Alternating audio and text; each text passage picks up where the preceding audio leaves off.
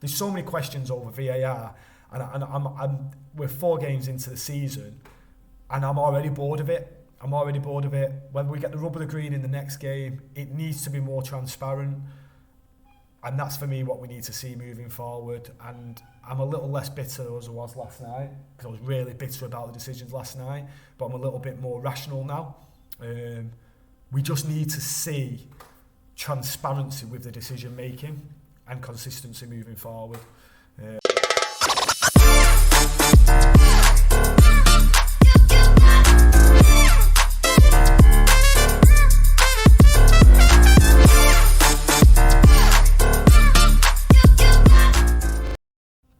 Good day guys, welcome back to the channel. Jamie here to give you my thoughts and hot takes from the Arsenal defeat last night. First of all, I need to apologise for not uploading recently.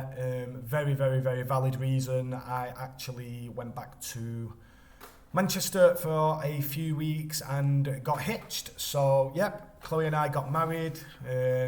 Beautiful ceremony, really good day. It was a surprise for everybody in attendance. So yeah, I'll touch upon that in a different video when I get the videos and the pictures through from the professional videographer. So yeah, really exciting summer. Really happy. Unfortunately, our first clash last night as a married couple was watching the Arsenal United game together, as Chloe is a avid Arsenal fan, season ticket holder. Her dad was at the game last night and brother, and unfortunately I did see my arse massively. So yeah, what we're doing in these videos is I'll give my opinion on the match overview, player highlights, positives and negatives in terms of the players and how we set up and that kind of thing, and then what I'll do is move on to some hot takes from it. So obviously last night I'll be touching on the VAR decisions, and then obviously what we learn in terms of what we can expect moving forward. So yeah, hopefully this new format works. Get in the comments if you disagree with anything, if you agree with things, if you want a discussion about anything, get in the comments, and yeah, hopefully we can get some engagement going. First of all, I want to touch upon the match overview. And it's not all doom and gloom from a United standpoint for me. I thought for large periods of game, although we didn't have much of the ball, we looked very compact and very confident without the ball. And then when we did have it, we attacking wise, it was very positive. It was very fast. It was like some of our better games last season. So something we've not seen in the first 3 games. It was very positive overall. I believe that on the run of the game we probably deserved something. Going through the team, I think there was some very good performances. I don't believe there was many very bad performances. I think our centre midfield looked better, albeit it is missing an Amrabat. I even believe yesterday Mount would have improved us. Who for? I can't say, because I do believe that Rashford and Anthony played very good out of possession. They caused headaches when we got the ball. Marshall is not good enough for Manchester United. I understand why he played him last night, because Rasmus hasn't been training for long. He's just coming back from injury and he probably didn't think he could get 60 minutes out of him. So I understand the decision, but what a massive hole that is. He just doesn't offer anything as a footballer for Manchester United, unfortunately. And then also what we've seen with the changes and ending up with the Leicester 2015 centre-back partnership just isn't good enough for Manchester United, unfortunately. But as you go through the team, I think for a man, the effort was there. They played for the shirt, they played for the fans, they deserved something from the game. And overall, it's not all doom and gloom. However, the mentality of the team is shocking. To go 1-0 up with such a fantastic Rashford goal, to then concede within 45 seconds or however quickly it was the first phase of play, is just awful. There was no leadership at that moment, whether it come from the centre halves or the centre midfield with Bruno. You've got to pick up that third man runner in the centre of midfield who basically then had a pass into the net. That comes from mentality. The reason we went 2-0 down against Forest was the mentality. It's not good enough. It's just nowhere near good enough. And we're not going to be battling for any leagues, any cup competitions if we go into games like that. It really needs an improvement, and hopefully this 12 days until the next game or whatever it may be, the players can have a real look at themselves and be watching videos, because I think that's what they need to do. They need to watch when these things have happened. And this is going back to Brentford last season. This isn't something new.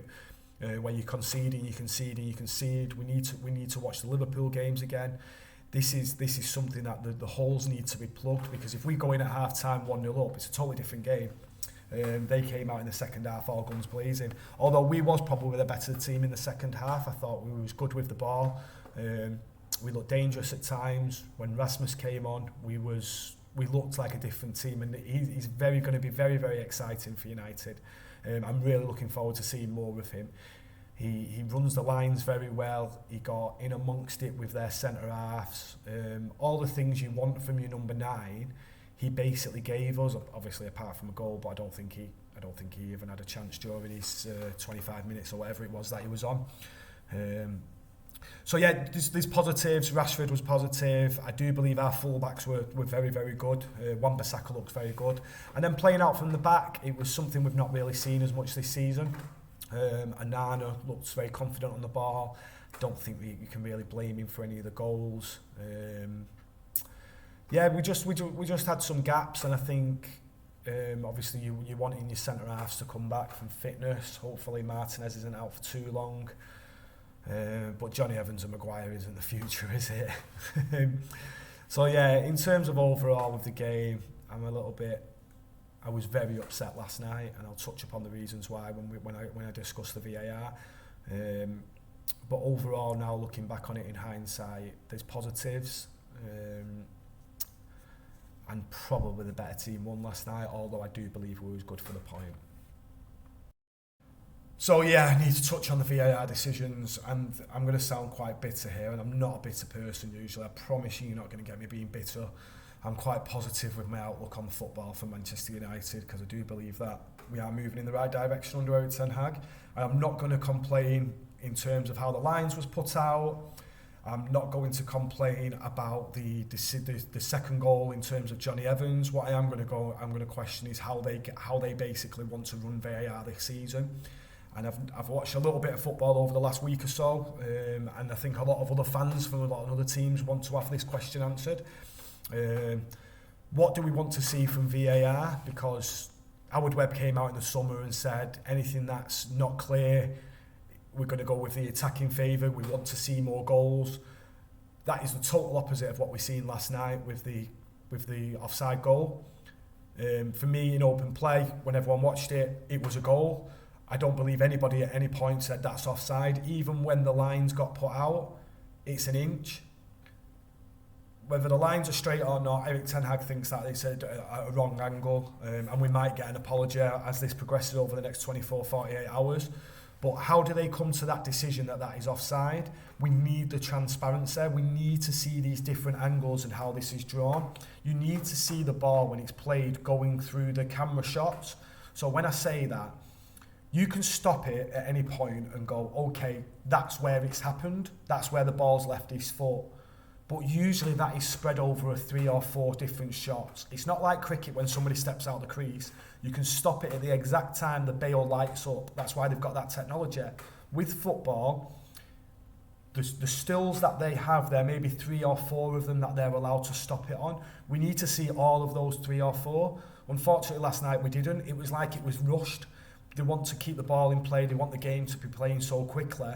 They've rushed a decision and not shown us as fans. And I'm going to go on to the Johnny Evans. Was Johnny Evans fouled on the second goal? I can't give an opinion on that because we didn't see the video playbacks like we did with the Havertz one that got overruled, which was a 50-50. Yes, he's threw his leg out and it was probably the correct decision. But the Johnny Evans foul, I can't give any opinion on that. And as a fan watching on TV, you should be able to see a minute, 30 seconds, however they want to do it, but you should be seeing every single angle of that play. They didn't with Johnny Evans. They didn't show any of it at any point apart from 3 replays from the same angle, which for me isn't good enough. So for me, for VAR moving forward, we need to be getting the cameras, we need to be getting the earpieces, the microphones, we need to be hearing the decisions and the talking through it as fans, because at the moment, we don't know what the decision making is. We've seen it with the City game, one of the City goals of the day. How is he not in an offside position when he's stood in front of the goalkeeper? He's moved out of the way and the keeper's dived late. There's so many questions over VAR, and we're 4 games into the season, and I'm already bored of it. When we get the rub of the green in the next game, it needs to be more transparent.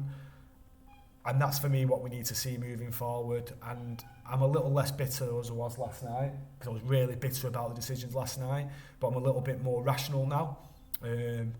We just need to see transparency with the decision making and consistency moving forward. I'm not going to, if you let me know in the comments whether you agree or disagree with that, but for me, some poor decisions and absolute poor transparency. And then what I want to run through now, that was a bit goop. What I want to run through now is basically what we learned from the performance and what we can take forward. So what I learned from last night is that we still look dangerous on the counter-attack. Counter-attacking football for Manchester United has been the bread and butter for many, many, many years. We go back to the Fergie times. You still see clips all over social media of Ronaldo, Rooney, Tevez. They're attacking. We've had it with York and Cole previously. You can go back to, I think it was Barcelona and Juventus in the Champions League, some of the goals that they scored in our treble-winning season. It has been the DNA for Manchester United for a long period of time, and we still have that within us. Garnacho looked phenomenal when he came off the bench. You've got Rashford, of course. Rasmus Højlund looks like he has that ability of dragging players around, similar to what Tevez and Rooney were doing. So we do have that within our DNA still, and that is something we should continue to keep moving forward. I believe that is a major part of Manchester United, and we still look dangerous with it, and I find that really, really positive. The second thing of what I learned from the game is Onana is the real deal, and Onana brings the best out of those around him in terms of being able to play football. The confidence that he shows is now being shown across the team. If you go through last season when we was trying to play the ball out the back, it was slow, it was static, people weren't taking the ball under pressure.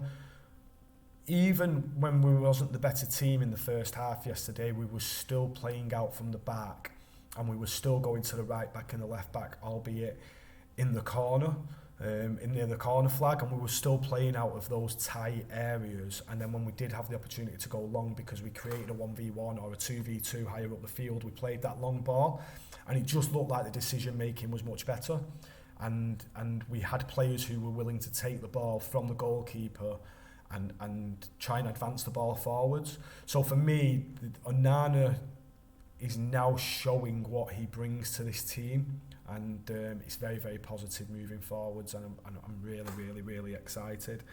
The third thing is, we seen last night, and we learned about the holes in the team.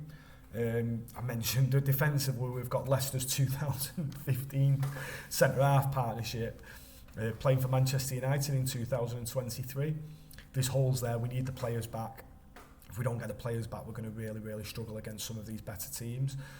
Albeit I'm not going to blame Johnny Evans, and I'm not going to blame Maguire for either of the goals when they were on the pitch. However, that is not the future of Manchester United. I said previously that we needed a new centre-half during the window, and I believe that we really, really missed out on a new centre-half, and especially with Varane getting injured, with Martinez getting injured. Obviously Shaw would potentially go into that holding midfield, holding centre-back. When you've got that calibre of player missing, most teams would struggle, but when you bring in players in of what we have, these players aren't playing for anything to prove. They're not playing for a future at Manchester United. Other teams will bring 19, 20-year-old centre-halves in, and that's not what we're doing. So, yeah, I'd like to see some young blood come in. I'd like to see some opportunity for the younger lads coming in with maybe one of those older players if the woes continue with our injuries. yeah, he's just not good enough at centre back, unfortunately, and it's a scary prospect if that's who you're going to have playing there for us moving forward. The last little outtake is going to be the negative in terms of the mentality, which I touched on. Moving forward, it's scary if that doesn't improve. I believe that Amrabat coming in will make a massive difference. Massive difference. I don't think we potentially give away that chance for the first goal of Arsenal's if he's on the pitch. I believe he's going to break that down. He's going to be following. He has more defensive nous than Eriksen and Fernandes does, and against these good teams that can open you up, Casemiro can't cover 2 or 3 people, and yeah, I'm interested to see. Let's finish on a positive. Let's have one more. Rasmus Højlund. He looks like he absolutely loves Manchester United already. He looks like he'll die for the shirt. He's said all the right things in press conferences. He's got a big daft smile on his head when he looks at the United badge. It's really exciting, and that forward line is going to be exciting with him in it. So yeah, let's not end on all doom and gloom. Everything you disagree with, anything you agree with, get in the comment section. If you've not already subscribed to the channel, please do. You can expect more videos this week. I'm going to get back on it, and yeah, hopefully you don't mind my face, and hopefully Bella pops her head in again. Take care, have a good day, bye bye.